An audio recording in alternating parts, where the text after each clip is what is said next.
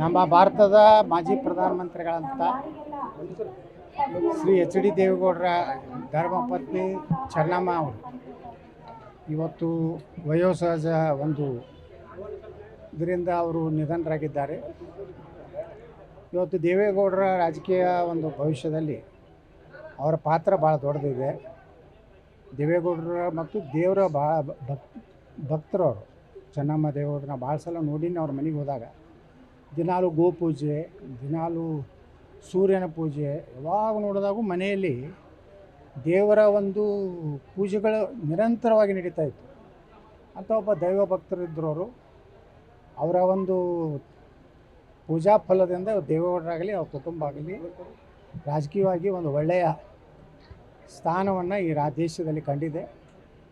ಇಡೀ ರಾಜ್ಯದ ಜನ ಇವತ್ತು ಚೆನ್ನಮ್ಮ ದೇವೇಗೌಡರವರ ನಿಧನದ ಒಂದು ಶೋಕದಲ್ಲಿ ನಾವೆಲ್ಲ ಭಾಗಿಯಾಗಿದ್ದೀವಿ.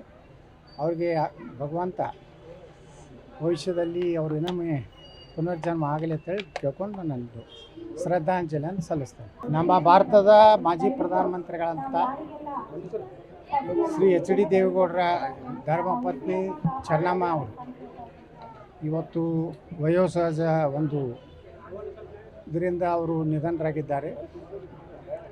ಇವತ್ತು ದೇವೇಗೌಡರ ರಾಜಕೀಯ ಒಂದು ಭವಿಷ್ಯದಲ್ಲಿ ಅವರ ಪಾತ್ರ ಭಾಳ ದೊಡ್ಡದಿದೆ. ದೇವೇಗೌಡರ ಮತ್ತು ದೇವರ ಭಾಳ ಭಕ್ತರು ಅವರು. ಚೆನ್ನಮ್ಮ ದೇವೇಗೌಡರನ್ನ ಭಾಳ ಸಲ ನೋಡಿನಿ ಅವ್ರ ಮನೆಗೆ ಹೋದಾಗ. ದಿನಾಲು ಗೋಪೂಜೆ, ದಿನಾಲು ಸೂರ್ಯನ ಪೂಜೆ, ಯಾವಾಗ ನೋಡಿದಾಗೂ ಮನೆಯಲ್ಲಿ ದೇವರ ಒಂದು ಪೂಜೆಗಳು ನಿರಂತರವಾಗಿ ನಡೀತಾ ಇತ್ತು. ಅಂತ ಒಬ್ಬ ದೈವ ಭಕ್ತರಿದ್ದರು ಅವರು. ಅವರ ಒಂದು ಪೂಜಾ ಫಲದಿಂದ ದೇವೇಗೌಡರಾಗಲಿ ಅವ್ರ ಕುಟುಂಬ ಆಗಲಿ ರಾಜಕೀಯವಾಗಿ ಒಂದು ಒಳ್ಳೆಯ ಸ್ಥಾನವನ್ನು ಈ ದೇಶದಲ್ಲಿ ಕಂಡಿದೆ. ಇಡೀ ರಾಜ್ಯದ ಜನ ಇವತ್ತು ಚೆನ್ನಮ್ಮ ದೇವೇಗೌಡರವರ ನಿಧನದ ಒಂದು ಶೋಕದಲ್ಲಿ ನಾವೆಲ್ಲ ಭಾಗಿಯಾಗಿದ್ದೀವಿ.